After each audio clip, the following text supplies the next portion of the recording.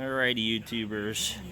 As you've seen from my little clip just before, I thought it was a bad hub bearing, and they're in a complete assembly that you have to buy. But actually, the problem was it was missing 2 of the 3 bolts.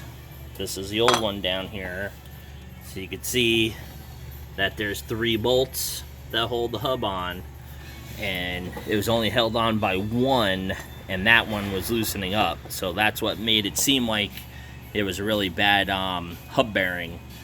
So I went, they are specialty bolts. You see down here, you know, inverted Torx.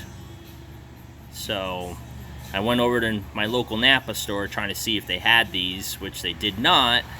But, you know, he measured them out and stuff, and I got 3, you know, grade 8 bolts to replace the ones that are missing, and I'm putting a new one in just because that one could be stretched or something from rattling around in there. But here's the problem. Yeah, that's not a Torx.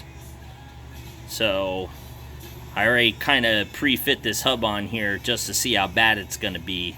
It's going to be a bear to get them tightened up. And they're a touch longer, so once they come through from the back here, you know, they go into the assembly here, they're going to be a little close to the actual hub part here, so I'm going to have to trim them down a little bit so I know that they're not going to rub or anything.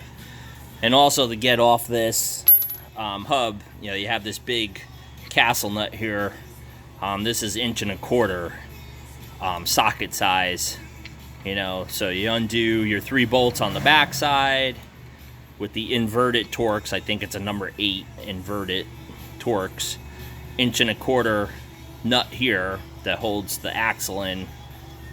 And then once you have your 3 bolts off, you know, there's one up top, one over here, one down on this side here, then you just grab hold of this and the whole thing just slides off the splines. So this is the new one that I'm putting in. This is the old one down here. There's actually nothing wrong with the old one, but just because I know it was loose and rattling around, I'm putting the new one in for safety. And you know, I don't want anything bad to happen to anybody. So for 70 bucks, it's worth just putting a new one on it.